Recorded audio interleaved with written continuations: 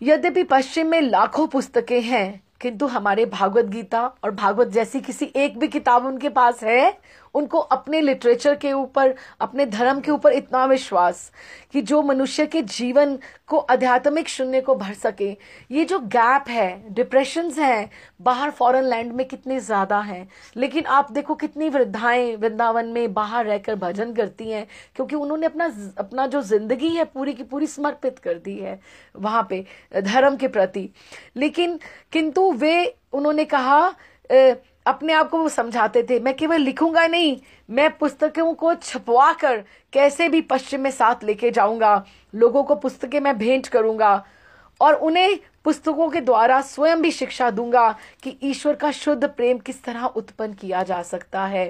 कि मैं उनको I will teach them how to love Krishna, कि ठाकुर जी से प्रेम कैसे किया जाए, उनको किस तरह से धर्म पे चलना अलग बात है, मॉरल वैल्यू सच्चा होना अलग बात है। क्योंकि अगर हम डर के भजन करेंगे ना तो हमारा ध्यान इधर उधर भी भटक जाएगा। But when we love Krishna, प्यार में तो सब जायज है ना, प्यार में सब अच्छा बुरा सब जायज है। हम जैसे हैं, हम ठाकुर के समर्पित है। यद्यपि भक्ति वेदांत स्वामी अंग्रेजी धर्मोपदेशक के रूप में विख्यात तो थे, लेकिन उन्हें स्वयं पता था कि विदेशी भाषा में प्रस्तुत करने के समय हो सकता है कि लैंग्वेज प्रॉब्लम मेरे को आए। ठीक है, उनकी लैंग्वेज अच्छी थी, वोकैबुलरी उनको, he was not running short of any vocabulary. Bangla वहां पे कलकत्ता में पढ़े थे, हो सकता है मेरी त्रुटियां भी रहें, लेकिन उनके पास कोई एडिटर भी तो नहीं था। पहले तो काम ही नहीं हो रहा, पैसे ही नहीं है, अब एडिटर को कहाँ से उन्होंने एम्प्लॉय करना है। लेकिन उनके पास कोई संपादक नहीं था जो उनको वहां पे शुद्धिकरण भी कर सके। है, उनको अगर वो चाहते तो कौन पढ़ता, किसके पास समय था। लेकिन ऐसी तकनीकी त्रुटियों के बाद, ये टेक्निकल ये फ्लॉज थे, पर फ्लॉ हमें दिखता नहीं है श्रीमद् भागवतम में जो उन्होंने लिखा है, लेकिन ऐसी तकनीकी त्रुटियों के कारण वे श्रीमद् भागवत का प्रकाशन करने से कहते अब मेरे पास एडिटर नहीं है तो मैं रुक जाऊंगा क्या? नहीं, मेरे पास बहुत इंपॉर्टेंट संदेश है जो मुझे लिखना है, मुझे वहां तक पहुंचाना है, मेरे पास समय नहीं है। ये तो एक नितांत आवश्यकता थी। उन्होंने लिखा, देखो कितना सुंदर है, जब घर में आग लग जाती है तो मैं रुका रह सकता हूं। हाँ, तो घर के रहने वाले अपने पड़ोसियों के पास सहायता के लिए चाहते हैं, तो अगर विदेशी वो हो तो क्या वो उनको समझा नहीं पाते हैं? आपको क्या लगता है मेरी बात मैं लिखूंगा तो मेरे वो विदेशियों को समझ में नहीं आएगा? हो सकता है उसमें कुछ प्रॉब्लम्स हो, लेकिन वो ठाकुर के लिए तो है ना, तो वे विदेशी क्यों ना हो, समुचित भाषा के ना होते हुए भी वो कम से कम ये तो बता सकता है ना कि तुम्हारे घर, मेरे घर में आग लगी है, मेरे घर में आकर तुम सहायता करो। तो वो अपनी बात तो कन्वे कर सकते हैं ना। यद्यपि ये विचार उपयुक्त भाषा में व्यक्त नहीं रहते। आज के समस्त प्रदूषित वायुमंडल में कि इतना पोल्यूशन है, ये जो पूरा का पूरा जो वायुमंडल, ये 1950 की बात कर रहे हैं कि वेस्टर्न कल्चर इतना ज्यादा प्रदूषित है।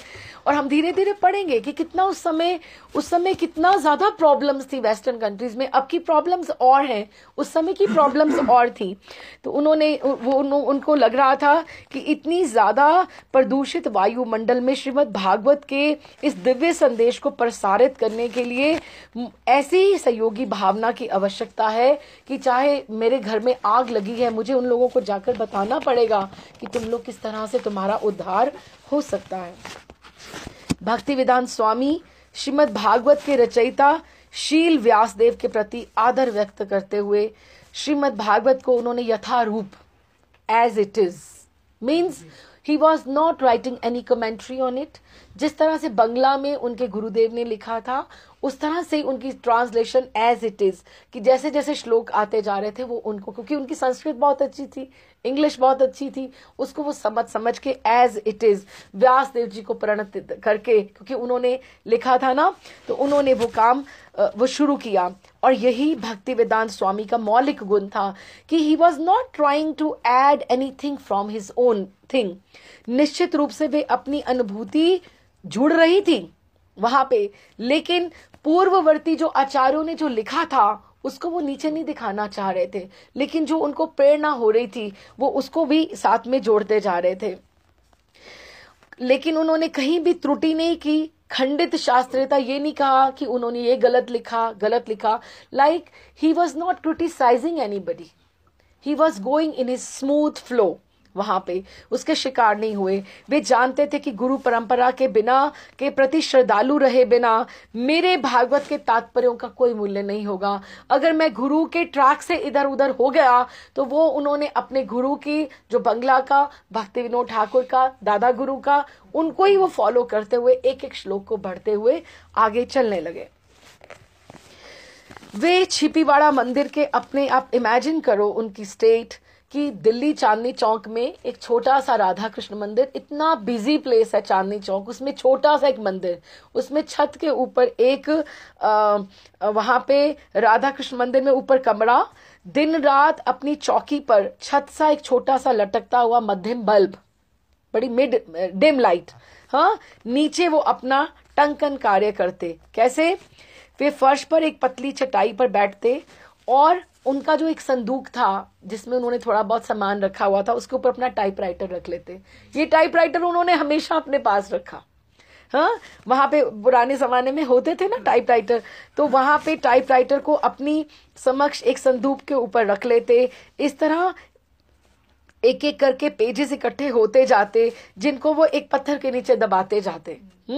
और भोजन तथा नींद तो केवल अचानक थे कि भूख लग गई, कितना घंटे हो गए ये नहीं पता, चलो थोड़ा भोग लगाकर मैं पालूं कैसे भी करके, या कहीं से मिल जाए तो मिल जाए, या नींद आ गई तो थोड़ा आराम कर लूं. ऐसा नहीं कि रात हो गई है तो सोना ही है, नॉट लाइक दैट. उन्हें पूर्ण विश्वास था कि श्रीमद् भागवत जो है ये लॉस्ट सिविलाइजेशन में एक रेवोल्यूशन लेकर आएगा. ये जो मैं लिख रहा हूं ये इट विल ब्रिंग रेवोल्यूशन. अतएव उन्होंने हर शब्द का अनुवाद किया. He never missed a single word. और प्रत्येक तात्पर्य को अत्यंत सावधानी तथा तल्लीनता के साथ, बड़ी डेडिकेशन के साथ उन्होंने लिखा. लेकिन अब ये काम पूरा भी तो हो, कहाँ कब पूरा होगा? कार्य जितनी जल्दी हो सके पूरा भी तो करना था. भक्ति वेदांत स्वामी वृंदावन के पुराने आवास को बदलकर अभी राधा दामोदर मंदिर में चले गए. जब वृंदावन तो वो वहां पर चले गए, क्योंकि जब पैसा ही नहीं है, प्रिंटिंग अभी होनी नहीं है, तो कम से कम उनको ये लग रहा है कि कम से कम let me do this part of the story, कि मैं तब तक ज्यादा लिखता जाऊं, फिर जब पैसा मिलेगा तो उसको छाप भी लेंगे. तो वो राधा दामोदर मंदिर चले गए. अच्छा, अतः अब ये भी उनकी लाइफ में बहुत बड़ा ट्विस्ट था. 18 years he stayed in, 18 years, not 18 years, 18. अब वे अपने कमरे से बाहर गए बिना ही बाहर देख सकते थे और वेदी तथा उस पर स्थित 4 फुट ऊंचे वृंदावन चंद्र के अर्चा विग्रह के दर्शन कर सकते थे. वो किसने, वृंदावन चंद्र किसके ठाकुर है? कृष्णदास कविराज, जिन्होंने चैतन्य चरितामृत बंगला में लिखा है ना. तो उनको बहुत सुंदर लगता था कि कृष्णदास कविराज उनके ठाकुर मुझे इंस्पायर कर रहे हैं कि मैं जो लिख रहा हूँ वो ठीक लिख रहा हूँ. तो वहां पे वो पूजित थे राधा दामोदर में. ये आवास वंशी गोपाल जी के मंदिर के कमरे से श्रेष्ठ था, क्योंकि अब वे वहां पर थे, जीव गोस्वामी के मंदिर में रह रहे थे. क्योंकि उनको ये फीलिंग आती थी जब हम ये प्रार्थना करते हैं रूप छठ गोस्वामी की, कि यहाँ पर रूप गोस्वामी, सनातन गोस्वामी, गोपाल भट्ट जी, जीव गोस्वामी वो यहाँ पर रहकर गए हैं. तो उनको लगता था कि मुझे इन आचार्यों का आशीर्वाद प्राप्त है, उनकी consent. So I had been accepted by all these big acharyas.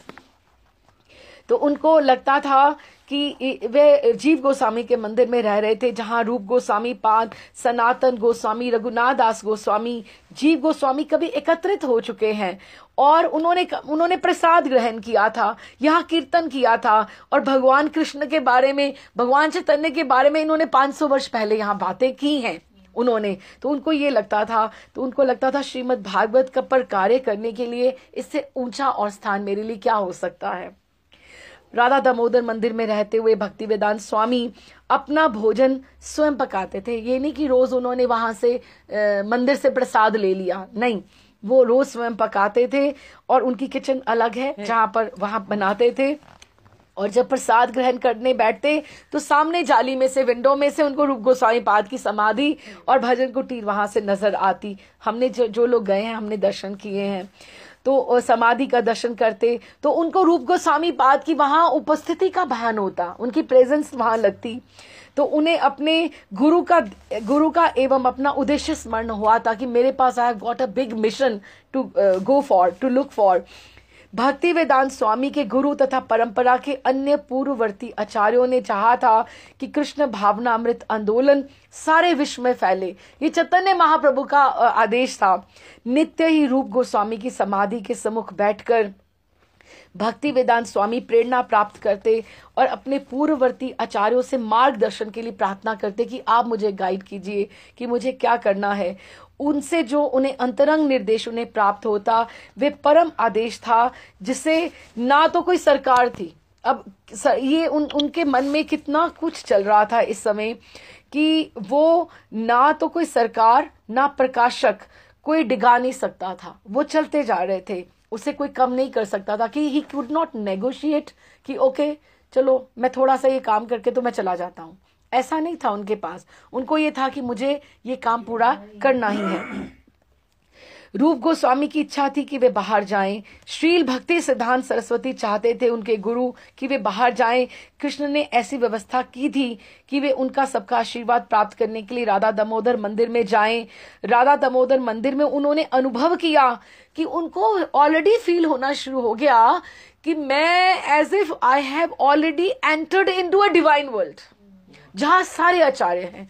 और प्रभुपाद लिखा करते थे कि ऐसे, आप देखो कितनी समाधियां हैं। जब हम परिक्रमा लगाते हैं राधा दामोदर की, इतनी समाधियां हैं वहां पर। तो प्रभुपाद को लगता था कि ऐसे लाइट्स ऐसे चलती थी रात्रि में वहां पर। और प्रभुपाद इतने साल वहां पर रहे वहां पर। और वो कहते थे, अवध बिहारी लाल कपूर जिन्होंने दूसरे ग्रंथ भी बहुत सारे लिखे हैं, ब्रिज के भक्त लिखे हैं, रसिकाचार्य, ब्रिज के रसिकाचार्य लिखे हैं, षट गोस्वामी पर लिखे थे, उनसे उनकी बड़ी मंत्रणा होती थी। Even our Maharaj ji also, they were all same age group, थोड़ा ऊपर नीचे 10-12 साल इतना फर्क था। तो कहते वो रोज बैठा करते थे वहां पर आंगन में, और दे यूज टू डिस्कस कि कोई भी आचार्य यहाँ से गया नहीं है वृंदावन से। रूप गोस्वामी पाद अभी भी हैं, जिनको स्ट्रॉन्ग इंट्यूशंस हैं, जिनका भजन है वो उनको दिखाई देते हैं, उनको गाइड करते हैं आकर। सनातन गोस्वामी, जीव गोस्वामी पाद, कि ये कोई भी यहाँ से कोई वृंदावन से कोई बाहर नहीं गया है बिल्कुल। तो उन्होंने ये उनको कहा कि यद्यपि उनको ये लग रहा था कि राधा दामोदर मंदिर, हाँ उनको ये लग रहा था कि मुझे जैसे मेरे को सारे आचार्यों का आशीर्वाद प्राप्त है और मैं उनके साथ एक डिवाइन वर्ल्ड में ऑलरेडी चला गया हूं, और ये मेरी अब ये जो बॉडी है इससे वो सब कार्य वो जो करवाना चाहते हैं, that work is being done by me. उसमें क्या आया, सबसे बड़ी बात उनमें अहम नहीं आया, अहंकार नहीं आया कि ये मैं कार्य कर रहा हूं। उनको लग रहा कि था कि मुझे माध्यम बनाकर एक बहुत बड़ा कार्य सिद्ध होने जा रहा है, जिसका उन्होंने, I am a chosen person for that work, I am not the one. मैं कर्ता का अभिमान नहीं उनमें था। उनको लगता था कि मैं ये इतने आचार्यों के साथ नित्य धाम में प्रवेश कर चुका हूं, जो भगवान के शुद्ध भक्तों को ही ज्ञात होता है। यद्यपि वे उन्हें उस स्थान में अपने निकट सानिध्य में आने दे रहे थे, उनको ये लग रहा था कि मैं कितना फॉर्चुनेट हूं, ये उनका अपना निजी स्थान है इतने आचार्यों का, फिर भी मेरे को उन्होंने अलाउ किया है कि मैं यहाँ पे रहूं। तो लेकिन उन्हें लग रहा था कि वे उन्हें आदेश भी दे रहे हैं कि राधा दामोदर मंदिर तथा वृंदावन को छोड़ दो, और आचार्य के संदेश को विश्व के विस्मरणशील भागों में फैलाओ। कि अगर मुझे वो ताकत दे रहे हैं, और वो उनको लग रहा था कि मेरे को वो बाहर भेजने के लिए भी कह रहे हैं। लेखन कार्य तो अभी केवल आधी मंजिल थी, अब जो लिखना था इट वॉज हाफ वे, अन्य आधी तो प्रकाशन थी, अभी छपेंगे। भागवत के 60 खंडों की माला छापने में और प्रकाशक को तो किसी को इंटरेस्ट था ही नहीं। तनिक भी रुचि ना थी, लेकिन भक्ति वेदांत स्वामी इसके लिए कम में तैयारी ना थे। अतएव उनको पुस्तकें छापने के लिए अनुदान डोनेशन इकट्ठी करनी पड़ी रही थी, अपने खर्च से उनको छापना पड़ना था। एक प्रकाशक ने भक्ति वेदांत स्वामी को सलाह दी कि वे गोरखपुर जाकर अपनी पांडुलिपि श्री हनुमान दास पोदार जी को दिखलाएं। गीता वाटिका वहां पे कल्याण, वहां पे जो गोरखपुर में जो है सुप्रसिद्ध वो धार्मिक प्रकाशक थे, वो आपकी जरूर हेल्प करेंगे। भक्ति वेदांत स्वामी ने 500 मील की यात्रा की और श्रीमद् भागवत के प्रथम खंड, अभी पहले प्रथम खंड की छापने की बात हो रही है और 60 छपने हैं, प्रथम खंड छापने के लिए वहां गए और उनको वहां पे 4000 रुपए का वहां पे डोनेशन मिली। उस समय बहुत होता था ये। भक्ति वेदांत स्वामी स्वयं प्रूफ पढ़ते, संशोधन करते, और जब पहला खंड छप रहा था तो उसका अभी अंतिम अध्याय वो लिख रहे थे। मतलब पहले का अंतिम चैप्टर वो लिख रहे थे। जैसे उन्होंने डिवीजन किया कि पहले में मैं इतना कवर करूंगा और दूसरे में इतना कवर करूंगा, तो वो भी लिखा जा रहा था। जब पुस्तक के प्रूफ ओके प्रेस में तैयार होते थे, उन्हें वहां लेने जाते, छिपीवाड़ा में अपने कमरे में लौटकर प्रूफ संशोधन करते और फिर उन्हें लौटाने जाते सिंगल हैंडेड। 1962 में वे अपने कमरे से प्रिंटर के यहाँ और वहां से अपने कमरे तक नित्य ही आते जाते। उनके कितने चक्कर लगते। पड़ोस एक व्यापारिक मंडी तथा हवेली जैसा था, जिसकी गलियों में बच्चे खेलते कूदते रहते। भद्र लगने वाले दृढ़ संकल्प युक्त व्यक्ति के रूप में भक्ति वेदांत स्वामी ऐसे वातावरण में नित्य आते जाते। उनको वहां कोई नहीं जानता था। जब वे हवेलियों, खरपैल बेचने, अनाज विक्रेताओं, मिठाई की दुकानों तथा मुद्रकों के बीच से होकर आगे बढ़ते जाते, तो उनके ऊपर बिजली के तार, कबूतर तथा हवेली के छज्जों से लटकते सुखाने के लिए फैले हुए कपड़े होते कि उनको इतना भी नहीं कि ये इंसान कहाँ तक जाने वाला है, कहाँ के ये आचार्य होने वाले हैं। अंत में वे एक छोटी सी मस्जिद को पार करके ओके प्रेस पहुंचते। प्रेस का नाम था ओके। वे वहां संशोधित प्रूफ देने के लिए तथा छपाई देखने के लिए यूनिटी में आ जाएगा। पट्टी जाओ। हाँ, क्योंकि इसको थोड़ा सा हम पार करा जाए प्रभुपाद के या जो संघर्ष है कि भागवत कहाँ तक पढ़ा। अच्छा, उसके बाद ये सुखाने के लिए कपड़े और ये सब कुछ वो आया। जब छपाई पूरी हो गई, पहला वॉल्यूम अभी छपा, तो भक्ति वेदांत स्वामी अपनी पुस्तकें बेचने के लिए उसी तरह बाहर जाने लगे जिस तरह बैक टू गॉड हेड पत्रिका के लिए करते थे। उन्हें शीघ्र ही अपनी पुस्तक पर श्री हनुमान प्रसाद पोदार तथा हिंदू जो दार्शनिक डॉक्टर राधा कृष्ण की अनुकूल सम्मतियां प्राप्त हो गई कि उन्होंने राइटिंग में लिखा कि ये this thing they are going to be worked. प्रतिष्ठित पत्रिका अडियार लाइब्रेरी बुलेटिन ने भी पूरी समीक्षा छापी। थोड़ी रिकॉग्निशन मिलनी शुरू हो गई, जिसमें संपादक के विशद तथा गंभीर अध्ययन का उल्लेख था कि उन्होंने सबने ये लिखा कि इट शोज कि Prabhupada how widely he is intellectual and how much like he has read in his lifetime। उनके विद्वान गुरु भाइयों ने भी शुभ सम्मतियां लिखी उनके बारे में। सबने कमेंट्स लिखे कि किस तरह का कार्य वो कर रहे थे। यहाँ तक कि उन्होंने अमेरिकन जो ये एम्बेसी होती है, दूतावास से लाइब्रेरी ऑफ कांग्रेस के माध्यम से अमेरिका में वितरित किए जाने के लिए उनकी 18 प्रतियों का ऑर्डर भी प्राप्त कर लिया। देखो कि प्रभुपाद कितने इनोवेटिव थे, कितने वो ऑर्गेनाइज थे कि उन्होंने 18 की वहां पर जाएंगी, वहां पर प्राप्त कर लिया। पहले तो संस्थाओं के लिए जो इंस्टीट्यूशंस थी, तेजी से पुस्तकों की बिक्री हुई, लेकिन बाद में फिर वो मंद पड़ गई। भक्ति वेदांत स्वामी एकमात्र लिखने वाले और एकमात्र एजेंट थे। उनके लिए एजेंट भी तो कोई नहीं ना काम कर रहा था। वो कुछ प्रतियां बेचने के पीछे नित्य घंटों उनको समय लगता था। साथ ही वो अगले खंड के लिए लिखना भी होता था और धन भी जुटाना होता था, पैसा भी इकट्ठा करना है। जिम्मेदारी भी तो उन्हीं की थी। इसी बीच में वो अनुवाद करते और उसका ट्रांसलेशन करते, लेकिन तात्पर्य लिखते। लेकिन जिस मंद गति से बिक्री चल रही थी, उससे तो उन्हें लगा कि जीवन भर में तो कार्य पूरा ही नहीं होगा मेरे से। भक्ति वेदांत स्वामी ने इसकी प्रतियां प्रमुख राजनीतिक व्यक्तियों के पास भेजी, कि शायद मुझे, उनको लगता था कि शायद पॉलिटिकली मुझे कोई हेल्प कर दे, और उन्हें उत्तर प्रदेश के राज्यपाल श्री विश्वनाथ दास एवं भारत के उपराष्ट्रपति डॉक्टर जाकिर हुसैन से उनको उन अनुकूल समितियां प्राप्त हुई। उन्होंने बहुत अप्रिशिएट किया। उन्हें डॉक्टर हुसैन से साक्षात्कार करने का भी अवसर मिला, उनको बुलाया गया डॉक्टर जाकिर हुसैन से, और कुछ मास के पश्चात प्रधानमंत्री लाल बहादुर शास्त्री ने भी उनसे भेंट की। ये औपचारिक अवसर था जब वो सांसद भवन के उद्यान में अपने अंगरक्षकों से गिरे प्रधानमंत्री ने एक वयोवृद्ध साधु का स्वागत किया। लाल बहादुर शास्त्री ने अपने चश्मे के भीतर से विद्वान लगने वाले भक्ति वेदांत स्वामी आगे बढ़े, और उनका चलना उनमें, मतलब he was like a lion roaring everywhere, और अपना तथा अपनी पुस्तक श्रीमद् भागवत का परिचय उन्होंने स्वयं दिया। उनके साथ कोई शिष्य नहीं था जो बताता ये हमारे गुरु जी आए हैं, वो खुद ही आगे गए। जो ही उन्होंने प्रथम खंड की प्रति प्रधानमंत्री को भेंट की, बेचारे पैसा उनके पास था नहीं, लेकिन फ्री में बांट रहे हैं।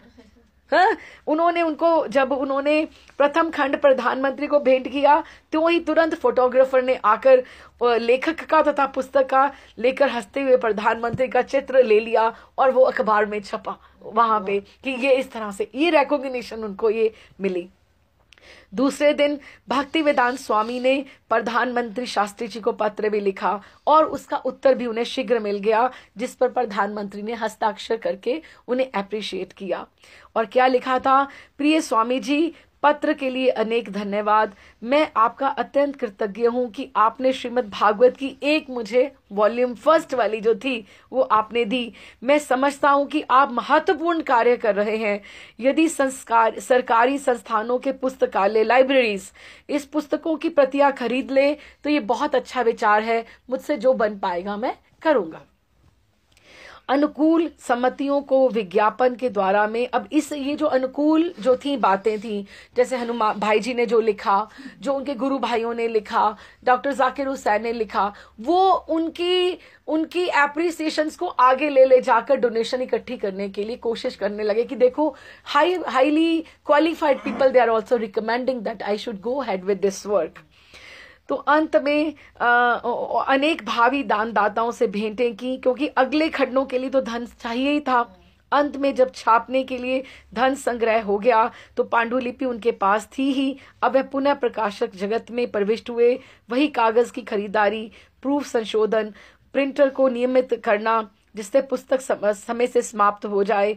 इस प्रकार अपने अध्यवास से उस व्यक्ति ने, जिसके पास कोई धन नहीं था, किसी तरह तीसरे खंड तक वो संचित रूप में 2 वर्षों से कुछ अधिक समय में प्रकाशित करवा दिया। 3 वॉल्यूम्स, 3 खंड उन्होंने छाप दिए। जिस गति से विद्वान जगत में उनका सम्मान बढ़ रहा था तथा भक्ति सिद्धांत सरस्वती शीघ्र ही देशवासियों के बीच अत्यंत जाने माने व्यक्ति हो सकते थे, लेकिन अभी इंडिया में ही काम करते प्रभुपाद, तो कितना उनको रिकॉग्निशन अभी मिल रही थी, लेकिन उनका टारगेट था गुरु का आदेश, वेस्टर्न कंट्रीज। उनको वहां पे नहीं, इंडिया में नहीं काम करना था। उनका पश्चिम में उनकी दृष्टि लगी थी, और तृतीय खंड के तैयार होते ही उन्हें लगा कि अब वो तैयार हैं, अब नाउ आई शुड लीव, मेरे पास इनफ हो गया सामान। अभी तो कहा तो 60 खंडों की तैयारी होनी थी कि अब now I should not waste any more time. और how old is he? 69 already. अब वे 69 वर्ष के थे। अब उन्हें शीघ्र ही प्रस्थान करना चाहिए। जब श्रील भक्ति सिद्धांत सरस्वती ने कलकत्ता के, जब उनके गुरु ने एक तरुण को, गृहस्थ को पश्चिम जाकर कृष्ण भावना अमृत का उपदेश करने के लिए कहा था, गुरु की जब आज्ञा हुई थी, अब उस बात को कई 40 वर्ष बीत गए थे। जब हमने पिछली बार पढ़ा कि जब उनको कहा, वो गृहस्थी थे, नई नई उनकी शादी हुई थी और वो फ्रीडम फाइटर थे, है ना, तो इस बात को 40 वर्ष हो गए थे। और ये जो साल थे सारी तैयारी में, हम लोगों को घबराना नहीं चाहिए। मतलब कितना डिटर्मिनेशन और कितना तैयारी, कितनी प्रेपरेशन चाहिए कितने बड़े कार्य करने के लिए। तो अभी वे 69 वर्ष के थे और 40 वर्ष से ऊपर हो चुके थे उनके गुरु के आदेश को। पहले वो जो उनमें एनर्जी लेवल था, तरुण अभयचरण ने इसे असंभव माना था कि ये हो ही नहीं सकता था, लेकिन अब तो पारिवारिक जिम्मेदारियां तो कब की छूट गई थी और वे पश्चिम की यात्रा करने के लिए स्वतंत्र थे। लेकिन जेब में छदाम ना था। छदाम मतलब एक पैसा नहीं था। जब सारी कठिनाइयां दूर हो गईं तो यात्रा भाड़ा तथा सरकारी अनुमति बाधक बनने लगे। तब अचानक 1965 में एक एक करके सारे अवरोध धीरे धीरे हटने लगे। 1965 में क्या हुआ कि वृंदावन में भक्ति वेदांत स्वामी मथुरा के एक व्यापारी अग्रवाल महोदय से मिले और बात ही बात में उनसे कहा कि जैसा कि वे अन्यों से भी कहते थे कि मैं पश्चिम जाना चाहता हूं। यद्यपि अग्रवाल का भक्ति वेदांत स्वामी से कुछ परिचय ऐसा नहीं था, कुछ मिनट का ही था। देखो ठाकुर जी कैसे व्यवस्था करते हैं। लेकिन उन्होंने अपनी ओर से कहा, यदि आप चाहें तो मेरा पुत्र बाहर यूएस में रहता है, गोपाल, मैं पुत्र गोपाल को रहकर स्पॉन्सरशिप का फॉर्म मंगवा देता हूं, आप चले जाना। वहीं से बात शुरू हुई, मथुरा से कि वहां से, क्योंकि वह अमेरिका में पेंसिल्वेनिया में इंजीनियर है और उसका वो आपका स्पॉन्सर आपको कर सकता है। जब अग्रवाल ने इस तरह से कहा तो भक्ति वेदांत ने स्वामी ने कहा हाँ हाँ आप ऐसा जरूर कीजिए। तो भक्ति वेदांत स्वामी दिल्ली लौट आए। फिर वही काम चलने लगा। पहले की तरह पुस्तक बिक्री के पूर्ववत साधनों का अनुसरण करते हुए अवसर की ताक में रहने लगे। एक दिन अचानक विदेशी मामलों के मंत्रालय एम्बेसी में से ने उनसे संपर्क स्थापित किया और कहा कि अमेरिका यात्रा के लिए उनका स्पॉन्सरशिप का फॉर्म आ गया है और तैयार है, आके कलेक्ट कर लो। चूंकि उन्होंने देश से बाहर जाने के लिए कोई पहल नहीं की थी, अतएव जो कुछ भी हुआ उसके विषय में उन्हें मंत्रालय से पूछताछ करनी पड़ी। And Prabhupada has never travel outside, कभी गए नहीं है।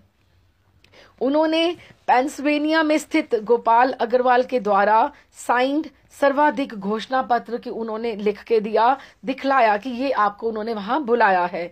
अग्रवाल ने सौगंध पूर्वक ये मतलब किया था कि वह अमेरिका में प्रवास काल में कि वो वहां पे उनके घर में आके उनका जो भी खर्चा वर्चा होगा वहां पर उनका वो खर्चा वो सहन करेंगे। तो ठीक है कि उनके पास वहां पे जगह है।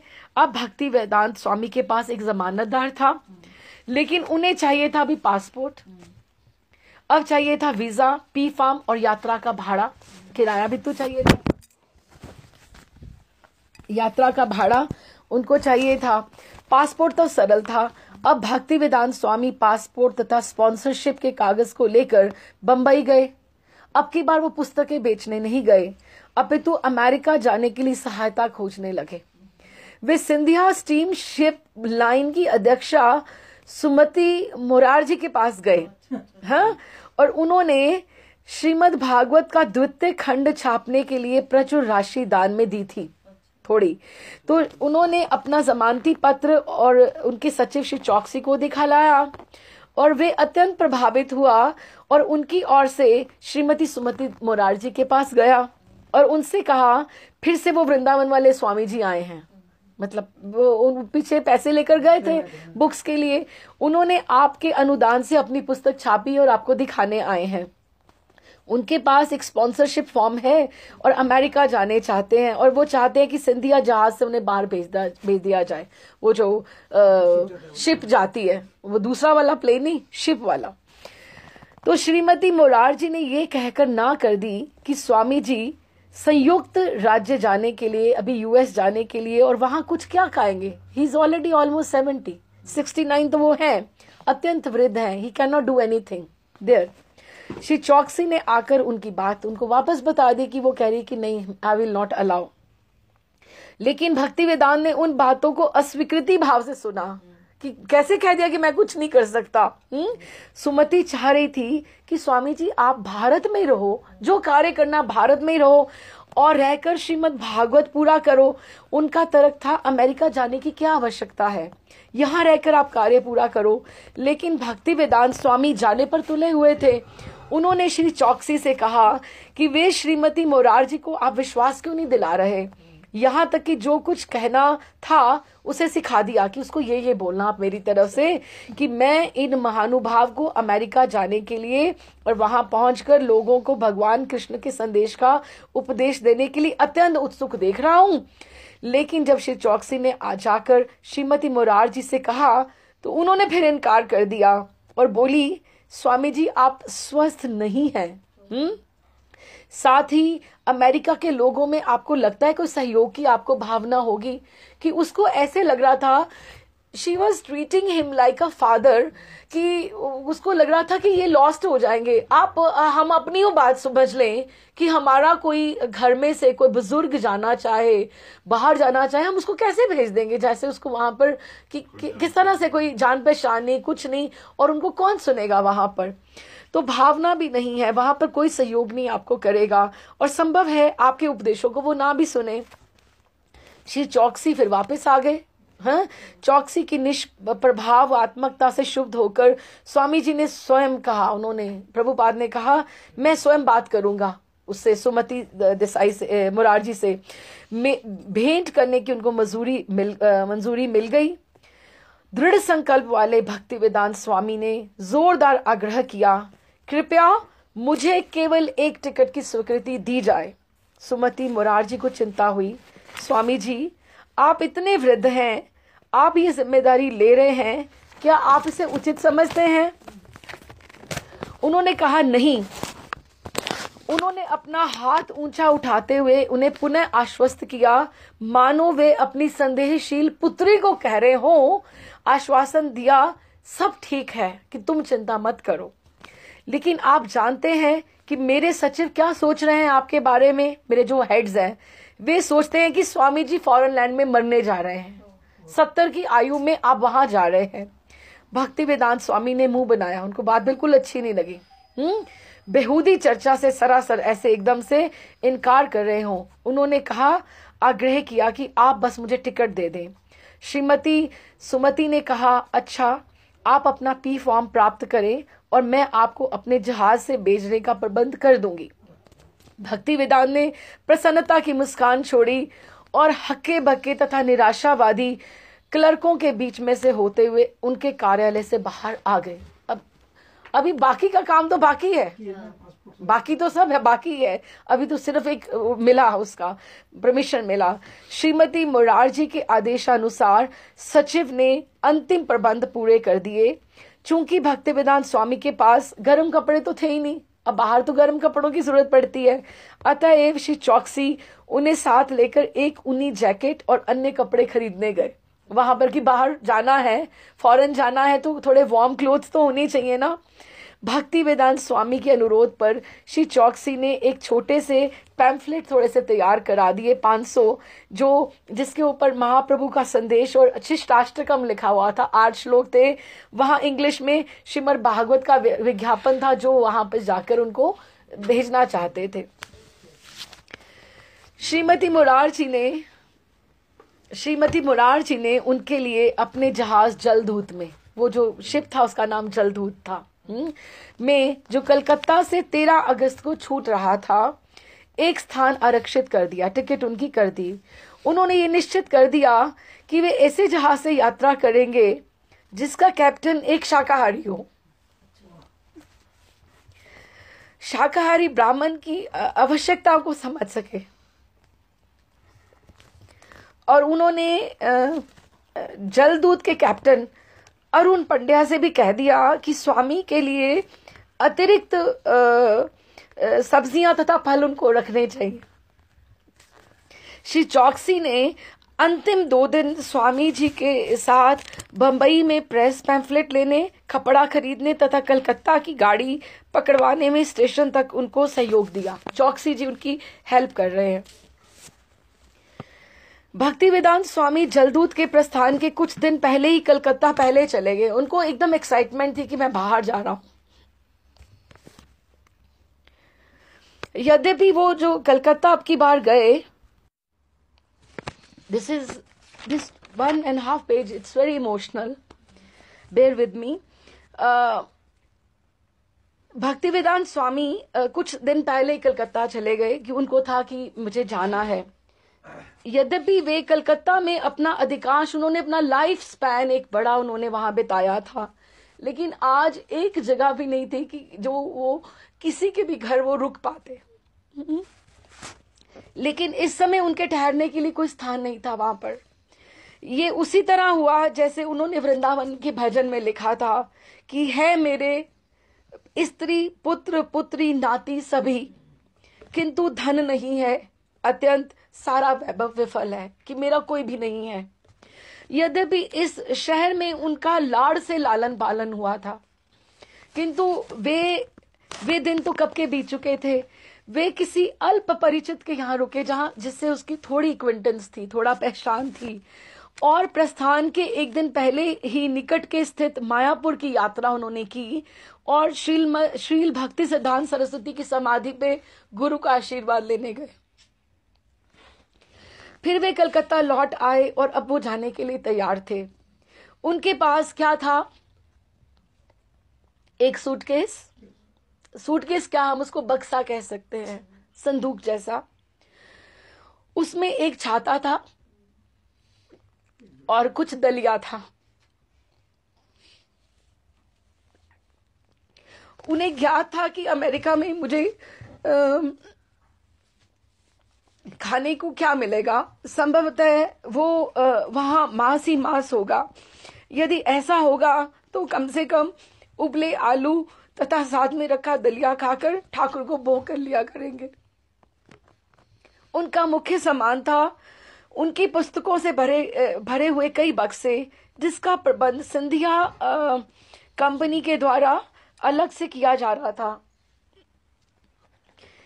3 खंडों के 200 सेट, 3 खंडों के उन्होंने उस समय 200 सेट उन्होंने पुस्तकों सेट तैयार थे उनके पास, जो लेकर जा रहे थे। जैसे ही उनको पुस्तकों का विचार आता था कि मेरे पास इतना लिटरेचर है, तो उनका आत्मविश्वास और बढ़ जाता था कि मेरे पास इतना बड़ा संदेश है, मैं इसमें कमजोर नहीं पड़ सकता हूं। अब उनके प्रस्थान का दिन आ गया और उन्हें उस आत्मविश्वास की आवश्यकता हुई। वे अपने पुराने विगत जीवन से महत्वपूर्ण विच्छेद कर रहे थे और वे वृद्ध थे। वे एक अज्ञात, एक फॉरेन लैंड में, जहां उनको कोई जानता नहीं था, और ऐसी उम्र में वो वृंदावन को छोड़कर, जब लोग रिटायर होने का सोचते हैं, and the top most place of Vrindavan, Radha Damodar मंदिर, जहां उनको आवासस्थान मिला हुआ था, अपने कंफर्ट जोन से निकलकर जा रहे हैं मात्र जीवे दया, जीवों के ऊपर उद्धार करने के लिए उनको और उनको गाइड करने के लिए। तो उन्होंने अपने पुराने विगत जीवन के महत्वपूर्ण विच्छेद करके, वे वृद्ध थे, वे एक अज्ञात तथा संभवतः स्वागत के लिए अनिच्छुक देश को जा रहे थे। आप ये समझो कि there was nobody to receive him at the airport. क्या वो जो शिप जहां पे हार्बर पे जानी है, लंगर जहां लगना है, वहां पे उनको कोई खड़ा नहीं है लेने के लिए। किसने उनको लेना है, किसने उनको रिसीव करना है।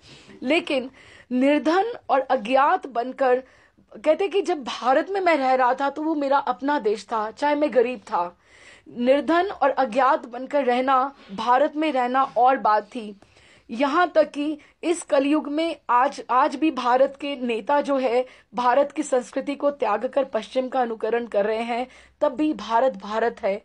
यहाँ पे लोगों को पता है कि ये साधु है, कोई खड़ा होकर उसको स्थान दे देगा, कोई उसको रिस्पेक्ट से बोलेगा। लेकिन फॉरेन लैंड में किसी को क्या पता कि साधु क्या होता है। वो ऐसी लैंड में जा रहे हैं। वे तब भी वैदिक सभ्यता का अवशेष है। लोगों के लिए, उम्र के हिसाब से बड़ों के लिए फिर भी भारत में आदर है। यहाँ बड़े धन सेठ, राज्यपालों और प्रधानमंत्री भी केवल उनके द्वार पर जाकर प्रतीक्षा करके स्वामी जी साक्षात्कार कर चुके थे। यहाँ पे लोग उनको पहचानते थे। यहाँ भारत में सन्यासी का सम्मान किया जाता था, श्रीमद् भागवत का सम्मान होता था। वहां मेरी भागवत को कौन पूछेगा, वहां मुझे कौन पूछेगा। उनके कभी कभी उनके दिमाग में ऐसी बातें आती थी। लेकिन अमेरिका में सब कुछ भिन्न होगा, ऐसा तो नहीं होगा। वे वहां के कोई नहीं होंगे। यहाँ के वो धर्मात्मा हैं, साधु हैं, अभयचरण हैं, अपने माँ बाप के थे, या यहाँ पे वो भक्ति वेदांत हैं। लेकिन अमेरिका के वो कुछ भी नहीं है। वे केवल एक विदेशी होंगे। और फिर वहां पे साधुओं की तो कोई परंपरा नहीं है, वहां मंदिर नहीं होंगे, और मुफ्त के आश्रम और मुफ्त का प्रसाद भी नहीं होगा। लेकिन जब वो सोचते कि उनके मन में उन पुस्तकों का, दिव्य ज्ञान का, जो उन्होंने इतनी मेहनत से लिखा था, विचार आता कि मैं अपने साथ इतना बड़ा संदेश लेकर जा रहा हूं, तो वे आश्वस्त हो जाते। जब वे किसी किसी अमेरिका में किसी से मिलेंगे तो उसे शांति का प्रतीक देंगे। श्रीमद् भागवत भारत का शांति तथा सद्भाव का संदेश होगा। हालांकि वो हिंदू धर्म को लेकर आगे बढ़ रहे थे, लेकिन भारत में से उनको कहीं सपोर्ट नहीं था। हिंदू धर्मी जो थे वहां से वो कोई सपोर्ट नहीं था उनको। 13 अगस्त का दिन था। भगवान कृष्ण के जन्माष्टमी से कुछ दिन पहले वो उनकी बहुत कोशिश होती थी कि वो कहीं भी हो वो वृंदावन चले जाएं, क्योंकि अनेक वृंदावन वासी वहां से कहीं नहीं जाते थे। वे वृद्ध थे और वृंदावन में शांति पूर्वक थे। भक्ति वेदांत स्वामी भी चिंतित थे, कहीं वे वृंदावन अगर मैं गया दूर उससे, तो कहीं मेरा शरीर वहां छूट गया तो क्या होगा, क्योंकि जो वृंदावन में है लोग वो मथुरा भी जाकर राजी नहीं है, जो वहां पे सन्यासी लोग हैं। इसलिए सारे वैष्णव साधुओं तथा विधवाओं ने वृंदावन ना छोड़ने का अखंड वास का व्रत लिया होता है कि हमें वृंदावन छोड़ के कहीं भी नहीं जाना। और यहाँ तक कि वो तो मथुरा भी नहीं जाते थे, क्योंकि वृंदावन में मरना ही जीवन की सिद्धि है। तथा हिंदू प्रथा थी कि सन्यासी समुद्र पार ना करे, कि समुद्र पार नहीं करना चाहिए और मलेच्छों के देश में ना जाए। मलेच्छ मीन्स वो लोग इतना कुछ मीट खाते हैं, किसी का भी मलेच्छ वो बोलते हैं जो कुत्ते का मांस भी खा ले, उनको ऐसा कोई फर्क नहीं पड़ता।